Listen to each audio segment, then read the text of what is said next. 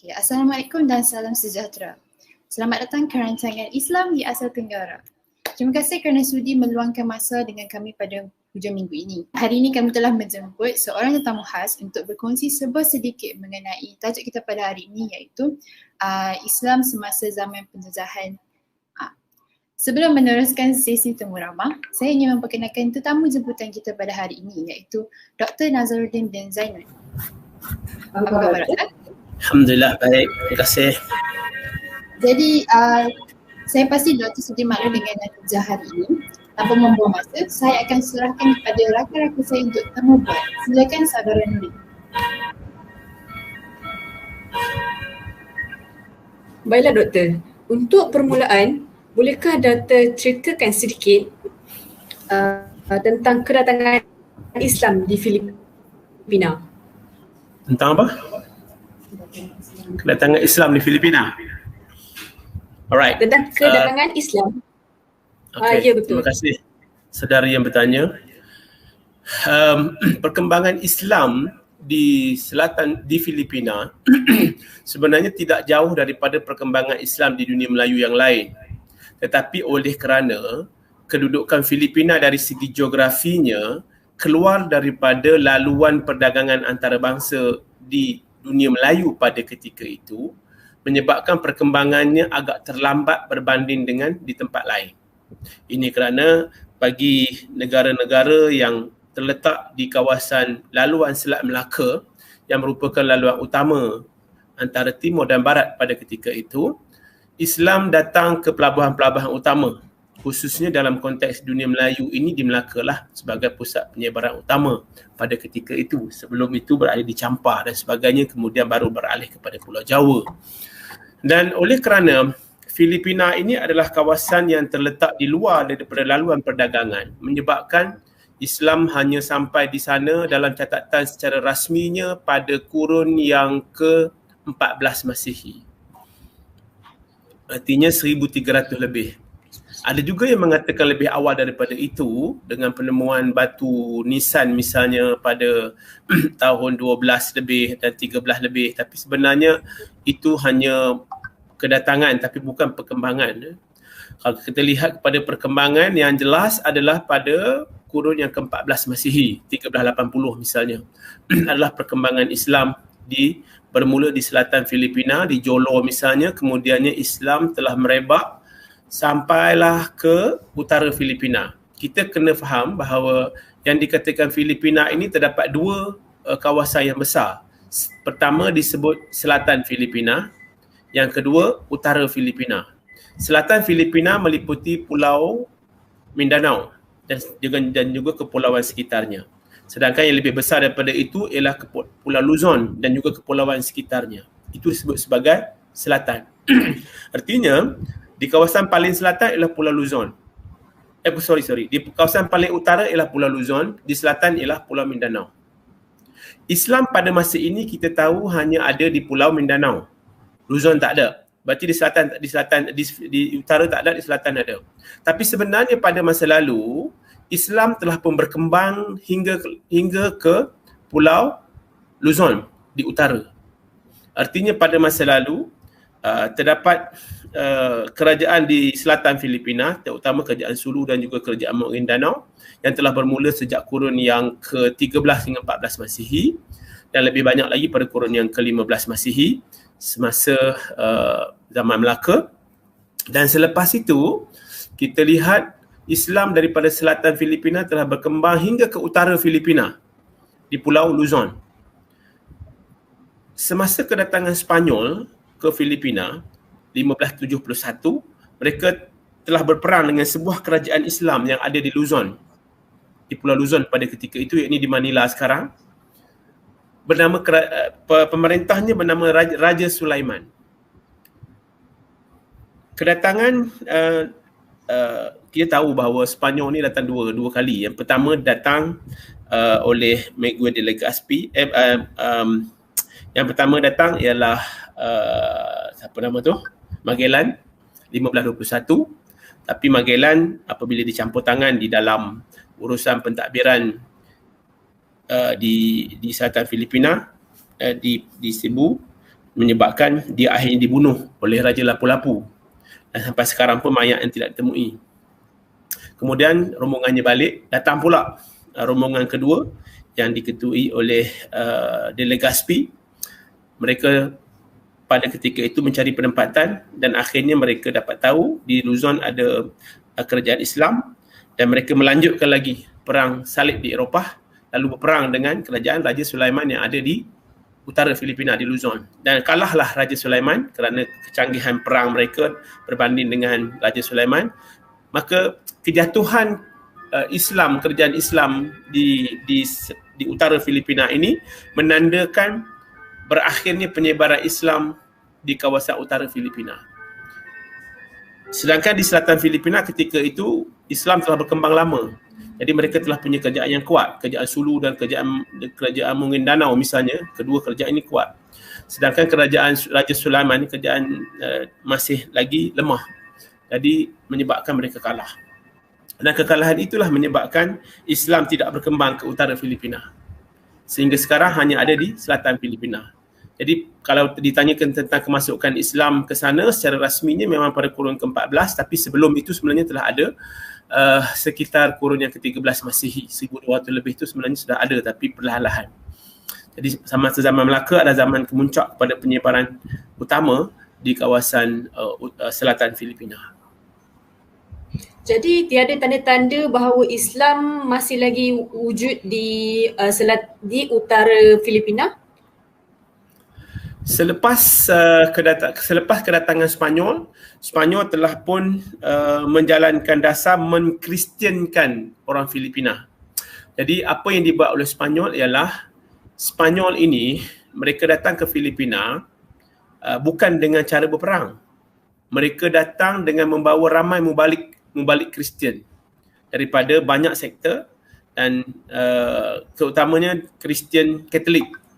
Dia ada dua, Kristian yang utama ada dua. Sebenarnya ada banyak sektor tapi ada dua yang utama. Satu dipanggil Kristian Katolik, satu lagi Kristian Protestan. Kristian Katolik ini dia memang ada mission untuk mengkristiankan orang berbanding dengan yang Protestan. Dia berbeza sedikit. Jadi yang datang ke Filipina ini adalah daripada Spanyol yang memang kuat dengan pengaruh Roman Katoliknya dan akhirnya mereka telah pun berusaha untuk mengkristiankan Filipina dengan istilah menspanyolkan Filipina. Jadi tujuan mereka adalah sesuai dengan apa yang dipesan oleh Ratu Queen Isabella the Catholic. Queen Isabella the Catholic mengatakan kita haruslah datang ke kawasan timur ini untuk mengkristiankan anak negeri, mentamadunkan anak negeri. Kerana mereka ada konsep beban kulit putih itulah. Anda akan belajar yang itulah. Jadinya apabila dia datang, mereka datang ke Filipina, tujuan mereka yang utama adalah untuk 3G lah seperti biasa. Tapi salah satunya ialah untuk menyebarkan Kristian. Dan dalam konteks itu jelas bahawa penyebaran Islam ke utara Filipina tersekat.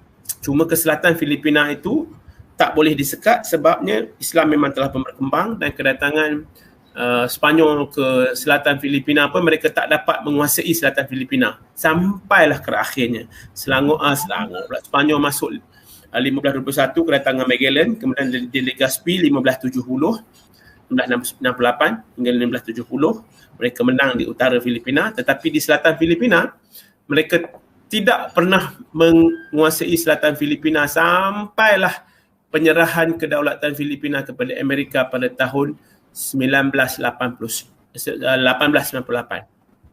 Sehingga 1898 daripada 1570, 1568 lebih kurang 300 tahun Spanyol gagal untuk menguasai selatan Filipina. Masuk Amerika daripada 1898 sampai 1942 sebelum kemasukan Jepun juga gagal untuk menguasai secara fizikal selatan Filipina. Kemasukan Jepun 42 sehingga 45. Lepas tu Jepun keluarnya Jepun, masuk balik Amerika dan Amerika menjanjikan kemerdekaan. Akhirnya pada Julai 1946 Filipina merdeka. Tapi cerita tak habis di situ kerana selatan Filipina tak merasa pernah dijajah oleh Spanyol, tak merasa pernah dijajah oleh Amerika, tak merasa dijajah oleh orang lain. Jadi apabila pengisytiharan kemerdekaan cuba dibuat, Selatan Filipina tak mau masuk. Kenapa? Kerana dia kata kami tak pernah dijajah, bagaimana kami nak mengumumkan kemerdekaan. Jadi isunya Selatan Filipina itu akhirnya menolak untuk menyertai dalam negara Filipina. Mereka ingin membentuk negara sendiri. Tetapi itu kemudianlah cerita-cerita kemudian mungkin dah keluar daripada skop ini. Berdasarkan soalan tadi, jelas bahawa kedatangan Spanyol di Filipina menyebabkan perkembangan Islam ke arah utara Filipina tersekat.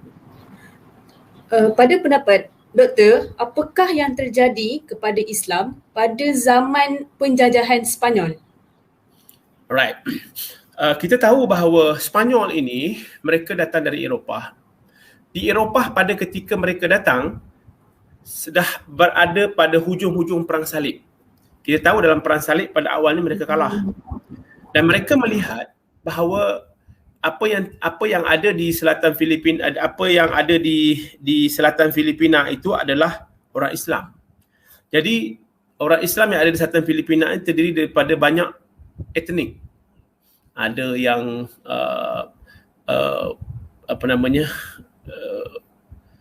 Iranun, orang Mindanao, macam-macam etnik ada di situ.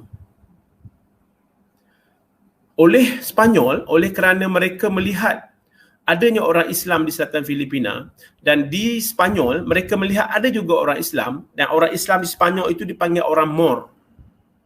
Orang Mor, M-O-O-R, Mor. Bagi mereka orang Mor ni orang Islam lah. Apabila tengok di selatan Filipina, ada juga orang yang menganut agama Muhammadan, dia kata. Menganut agama Muhammadan ni orang Islam lah. Dia kata ada juga orang yang sama, dipanggil orang Mor. Oleh orang tempatan, mereka tak tahu menyebut Mor itu apa, mereka sebut Moro. Dan akhirnya menjadi orang Moro. Dan akhirnya menggunakan perkataan bangsa Moro. Bahasa Melayunya bangsa, dan Moro itu merujuk kepada orang Islam. Jadi perkataan Moro itu sebenarnya berasal daripada orang Mor yang ada di Eropah pada ketika itu. Kemudian apabila mereka datang ke Filipina, mereka membuat dasar untuk menjajah selatan Filipina. Utara Filipina memang mereka dah jajah semasa Spanyol. Mereka cuba untuk masuk ke selatan Filipina.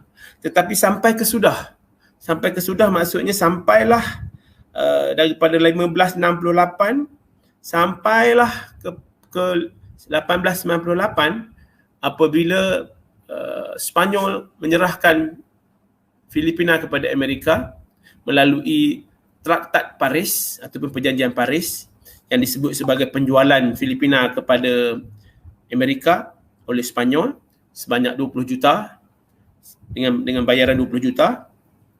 Sehingga saat itu selatan Filipina gagal dikuasai oleh Spanyol. Dan semasa pemerintahan Spanyol, bahawa Islam yang ada di selatan Filipina tetap berkembang seperti biasa kerana Spanyol tak dapat masuk ke selatan Filipina. Jadi sekatan-sekatan yang dibuat oleh mereka pun tidak berjaya ke mana pun kerana Islam yang ada di situ memang terkelompok di situ sahaja. Dan memang ada banyak pertempuran yang terjadi di antara orang Filipina di selatan Filipina dengan Spanyol, tetapi dalam pertempuran tersebut orang Spanyol ni gagal untuk menguasai selatan Filipina. Jadi sebab itulah kalau kita tengok dalam perkembangan Islam semasa penjajahan Spanyol ini, kita dapati bahawa Spanyol hampir tak pernah dapat menjamah apa yang ada di selatan Filipina itu. Jadi dari segi dasar yang dibuat dan sebagainya itu, semua adalah dasar-dasar yang berkaitan dengan utara Filipina. Selatan Filipina orang tak mau ikut pun sebab mereka tak nampak itu sebagai mereka. Jadi itu yang terjadi. Sangat jelas apa yang telah diberitahu oleh Dr. Nazar. Jadi kita teruskan kepada soalan seterusnya oleh rakan yang lain.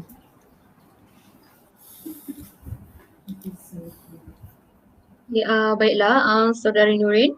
Okey, baiklah Doktor.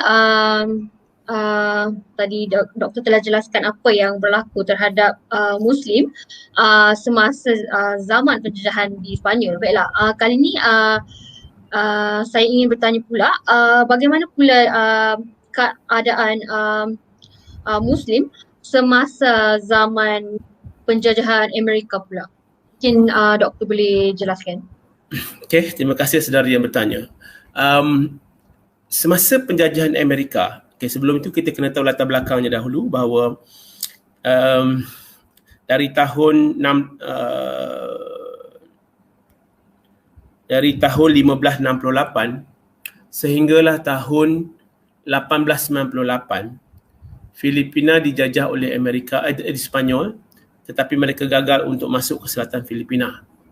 Mulai tahun 1898, setelah Filipina dijual oleh Sepanyol kepada Amerika dengan 20 juta dolar tadi, akhirnya Filipina diserahkan kepada Amerika melalui Traktat Paris ataupun Perjanjian Paris pada tahun 1898 tu ataupun 1899. Maka secara rasmilah Filipina berada di bawah Amerika.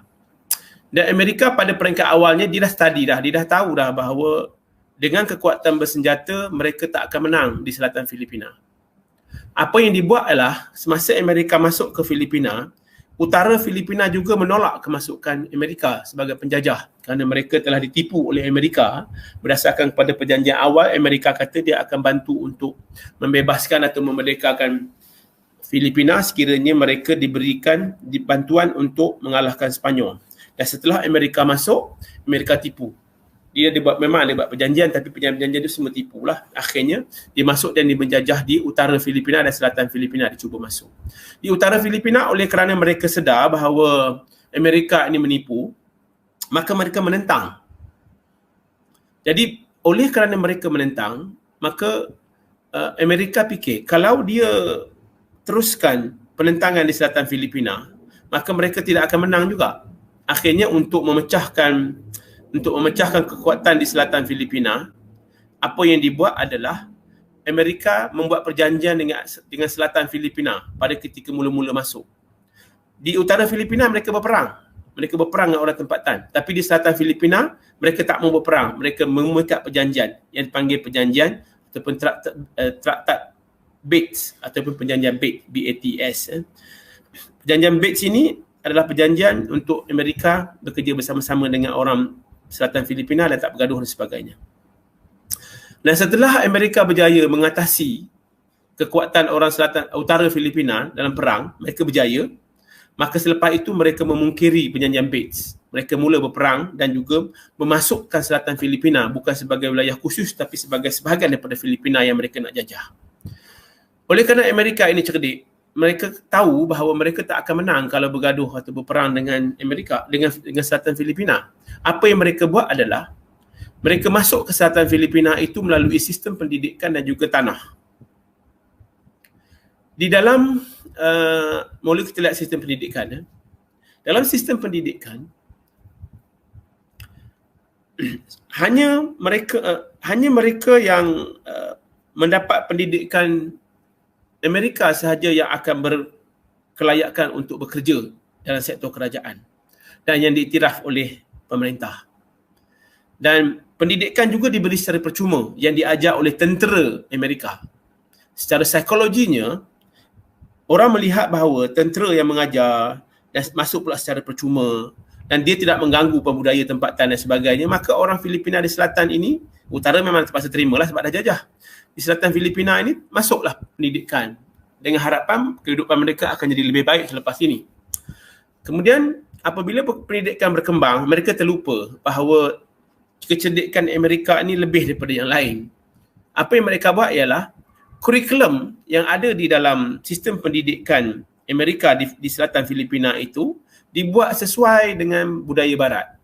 Agama Kristian diperkenalkan di situ, budaya barat diperkenalkan di situ, bahasa-bahasa barat diperkenalkan di situ. Belajar pun bukan belajar sejarah Filipina tapi sejarah Amerika. Akhirnya dari situ, dari sistem pendidikan itu telah memecah belahkan orang selatan Filipina.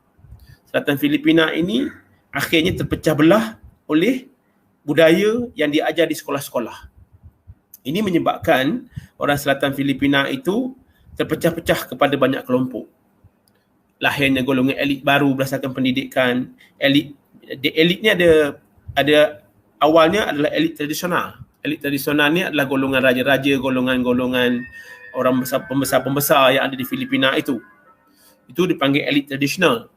Kemudian apabila generasi baru yang bijak pandai muncul daripada pendidikan, mereka ni dipanggil sebagai elit baru. Elit baru ini biasanya lahir dalam kelompok yang mendapat pendidikan yang tidak mengira latar belakang dia sama ada orang kaya atau orang miskin, tak kira. Siapa yang pandai, dia akan muncul sebagai elit baru. Dan elit baru ini ciri-cirinya adalah anti kepada elit tradisional ataupun elit yang berdasarkan kepada darah keturunan ataupun genealogi. Jadi akan bergaduh berdua itu. Jadi secara automatik dalaman Filipina itu sendiri berpecah di selatan. Itu dari segi pendidikan. Cerdiknya Amerika menjajah melalui pendidikan. Yang kedua ialah melalui tanah. Bagi orang Selatan Filipina, mereka melihat tanah ini sebagai milik masyarakat. Dia kata tanah ini milik komunal, bukan milik individu. Sedangkan sejak daripada Spanyol sehinggalah ke Amerika, mereka menjalankan satu dasar, iaitu mana-mana tanah yang tidak ada geran tanah, maka tanah tersebut adalah milik pemerintah, milik kerajaan. Jadi apa yang terjadi adalah oleh kerana tanah-tanah di selatan Filipina ini, orang selatan Filipina tak nak iktiraf tanah menggunakan geran, kerana mereka memang tidak ada geran, kerana bagi mereka tanah ialah milik masyarakat. Jadi mana-mana tanah yang tidak ada geran diambil alih oleh orang Amerika. Lalu diberi kepada orang utara Filipina yang Kristian untuk masuk ke selatan Filipina. Di lama kelamaan banyak tanah mereka hilang. Dan yang bertambah adalah golongan Kristian yang telah ada daripada di utara itu masuk ke selatan Filipina, lalu bercampur dengan orang selatan Filipina, mengambil tanah orang selatan Filipina. Sebab itu isu selatan Filipina itu sampai sekarang tak selesai. Kenapa? Kerana orang selatan Filipina itu menuntut supaya tanah mereka dikembalikan semula. Sedangkan bagi orang utara, mereka mengikut undang-undang tanah. Undang-undang tanah yang dibuat oleh Amerika. Kalau kita di sini dikenali sebagai undang-undang Torrens lah. Jadi undang-undang tanah ini hanya mengiktiraf mereka yang memiliki tanah berdasarkan kepada pemilikan geran tanah. Sedangkan orang utara selatan Filipina tak mengiktiraf kepemilikan geran tanah. Sedangkan Amerika mengiktiraf hal tersebut. Jadi mana-mana tanah yang tidak ada geran, tanah-tanah yang subur itu diberikan kepada orang utara Filipina yang masuk ke selatan. Nak mengimbangi semula orang bukan Islam yang ada di selatan Filipina supaya akhirnya orang Islam akan jadi minoriti.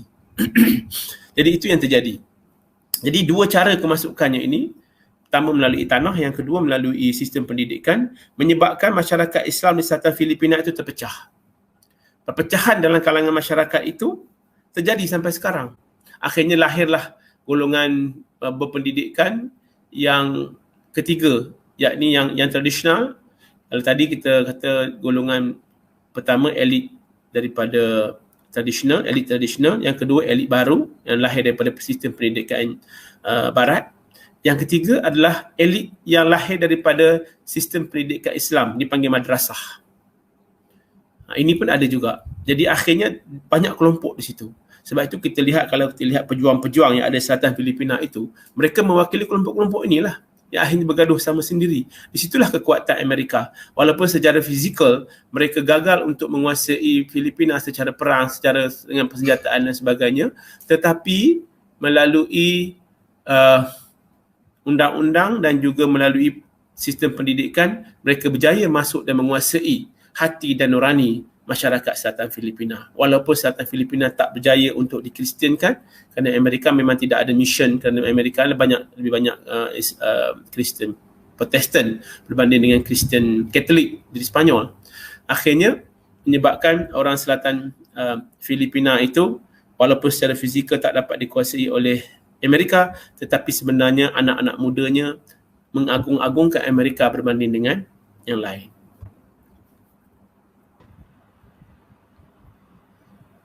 Baik, faham doktor.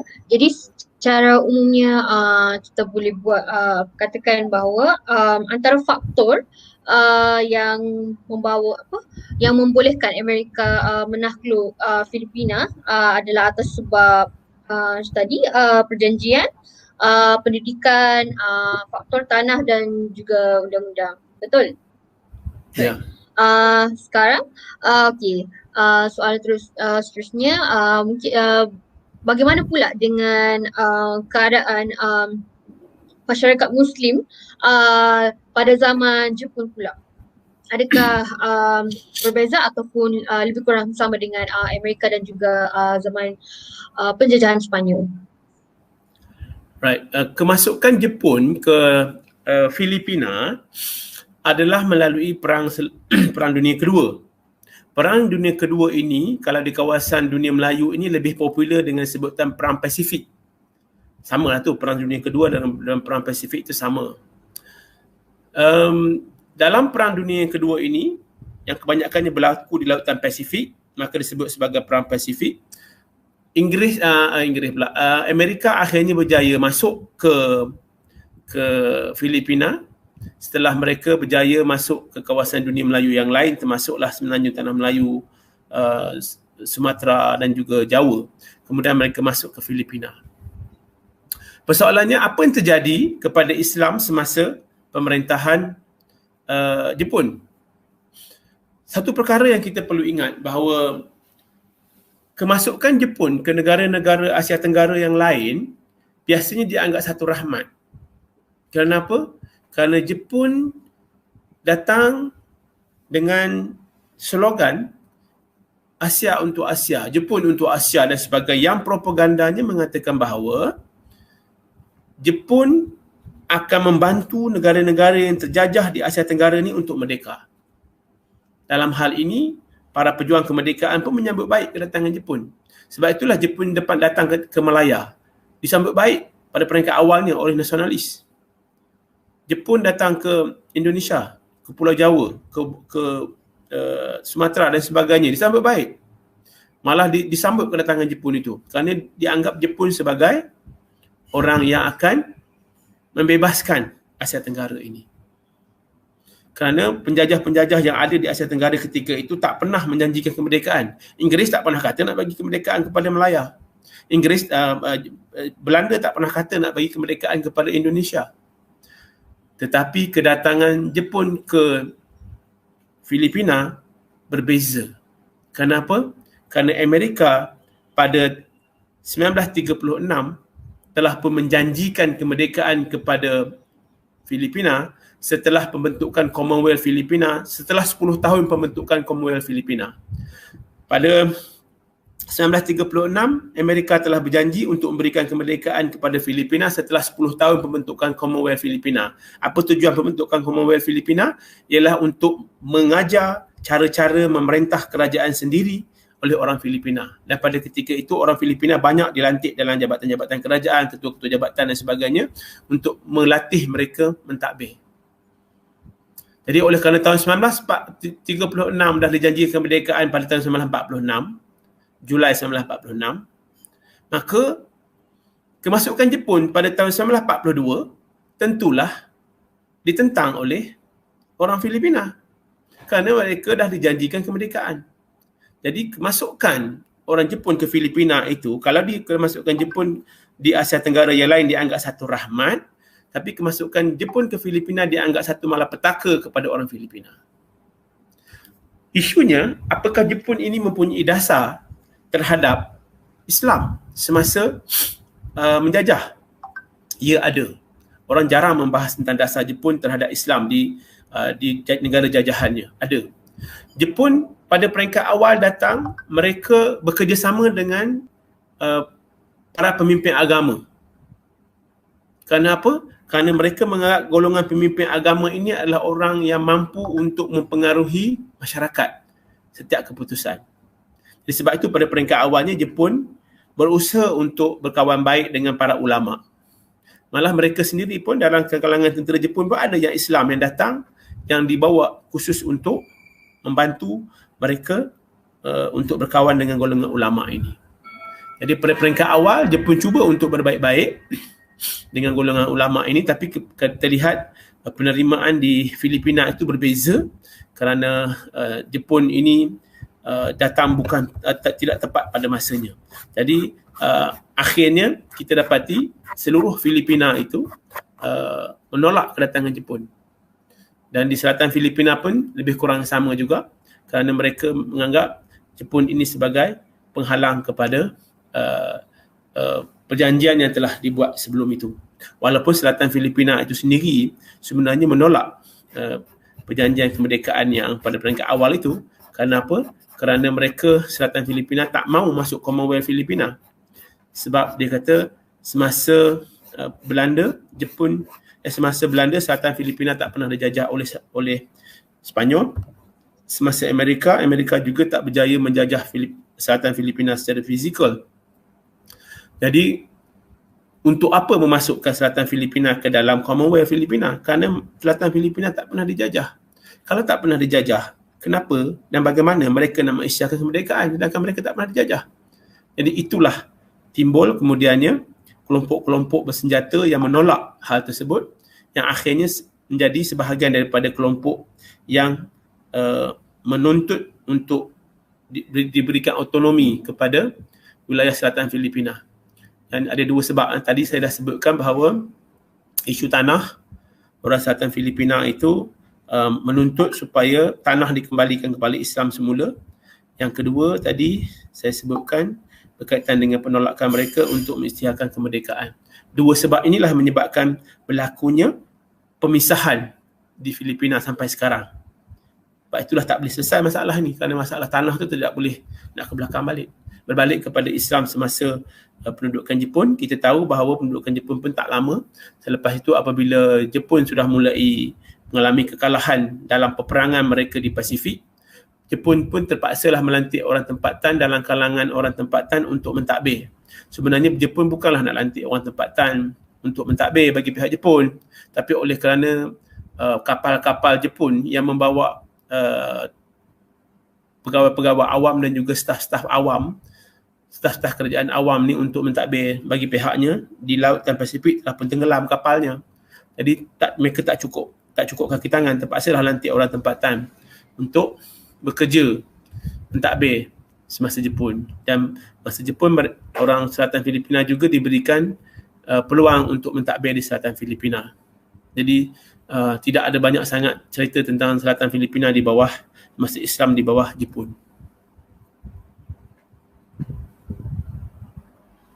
Faham dengan penjelasan doktor, sangat-sangat padat ya interpretinya. Okey, baiklah. Saya mau bertanya pendapat doktor. Bagi doktor, kuasa barat yang mana yang walaupun kita tahu Filipina ni di bawah pengaruh mereka, kuasa manakah yang masih lagi membolehkan penyebaran Islam tu berlaku? Maksud saya yang mana kuasa yang lagi baiklah semasa zaman penjajahan mereka. Okay, semasa penjajahan dua kuasa barat dan satu kuasa timur ini, kita lihat bahawa di bawah Sepanyol, memang Sepanyol menghalang penyebaran Islam secara total. Kerana bagi Sepanyol, agama yang betul itu hanya satu saja, Kristian Katolik. Lain-lain pada Kristian Katolik dianggap sebagai tidak betul. Harus diperangi kerana mereka dianggap sebagai sesat. Jelas bahawa di bawah Sepanyol, peluang untuk penyebaran Islam itu hampir tertutup di kawasan luar daripada selatan Filipina, terutamanya kawasan utara Filipina. Malah bahagian utara yang dah Islam pun dikristiankan. Selesai, kelas. Di bawah Amerika, jelas dasar Amerika lebih liberal. Mereka membenarkan perkembangan Islam, tetapi juga tidak pergi jauh. Kerana kita tahu bahawa keupayaan untuk penyebaran Islam semasa zaman Amerika pun tidak begitu kuat, tidak begitu hebat. Sistem pendidikan yang berkembang pada ketika itu adalah sistem madrasah. Kita tahu bahawa sistem madrasah ini adalah sistem untuk memberikan maklumat dan juga pengajian tentang Islam kepada orang tempatan. Kerana sistem madrasah ni bukan hanya ada di Filipina ataupun ada di Malaysia, tetapi seluruh dunia. Kalau kita lihat di Mesir misalnya, ada sistem pendidikan Islam yang telah sistem pendidikan Islam madrasah yang akhirnya dinasionalisasikan menjadi sistem pendidikan nasional dan menolak sistem pendidikan liberal ataupun sistem pendidikan barat. Begitu juga dengan kalau kita lihat di Turki, di bawah Kemal Atatürk juga menolak, kalau di Mesir menerima sistem pendidikan madrasah sebagai sistem pendidikan kebangsaan, tetapi di bawah Kemal Atatürk beliau telah memansuhkan sistem pendidikan madrasah. Di India dan Pakistan langsung tidak boleh. Ada madrasah tapi kerajaan langsung tidak mengambil tahu. Kalau di Indonesia ada berkembang juga sistem pendidikan madrasah sama juga seperti di Malaysia, diiktiraf oleh kerajaannya. Tapi di Filipina, sistem pendidikan madrasah ini pada peringkat di bawah Amerika berkembang hanya untuk kawasan mereka sahaja. Cuma selepas merdeka nanti kita lihat sistem pendidikan madrasah yang ada ini dilihat sebagai satu alternatif kepada sistem pendidikan yang akhirnya telah pun digunakan oleh orang Selatan Filipina untuk menanam benih-benih penentangan terhadap utara Filipina. Apabila hal ini diketahui oleh kerajaan Filipina, kemudiannya mereka telah cuba untuk masuk campur ke dalam sistem pendidikan madrasah supaya ianya tidak lagi digunakan oleh golongan berpengaruh di Selatan Filipina untuk menentang utara Filipina. Jadi kalau kita lihat di bawah Amerika yang agak liberal, perkembangannya boleh tetapi kemampuan orang Selatan Filipina tidak ada. Di bawah Jepun orang lebih memikirkan masalah perut berbanding masalah agama, berbanding masalah tauhid dan sebagainya. Kenapa? Kerana nak makan susah zaman Jepun. Jadi orang lebih tumpukan kepada isu-isu berkaitan dengan pemakanan berbanding dengan dakwah-dakwah dan sebagainya. Dan juga Jepun pun ada restriction juga, ada juga sekatan-sekatan tertentu kerana zaman itu zaman perang. Jadi kalau kita lihat yang agak liberal itu agak bagus sikit adalah zaman Amerika, tetapi tidak juga boleh sebut perkembangan. Dan selepas daripada penjajahan, apabila Filipina telah merdeka, kita dapati bahawa perkembangan Islam memang dibenarkan. Ada pemerintah-pemerintah, ada presiden-presiden mereka yang agak liberal membenarkan perkembangan tersebut, tetapi sekali lagi tidak boleh pergi jauh daripada selatan Filipina. Perkembangannya masih lagi di selatan Filipina, di sekitar madrasah dan juga penghantaran ke Timur Tengah. Jadi kalau ditanya tadi mana satu daripada tiga kuasa ini dalam membenarkan penyebaran Islam, saya lihat Amerika lebih liberal berbanding dengan kuasa-kuasa lain. Semua di bawah Jepun tidak ada kesempatan lebih baik kerana Jepun ni kerja perang, tak ada apa, tak ada nak membangun apa. Dia perang, curi, jarah, buat balik habis cerita. Faham. Terima kasih banyak doktor atas penjelasan yang doktor berikan tadi, sangat jelas. Sekarang saya ingin serahkan floor terhadap punya host dari Tasha. Silakan.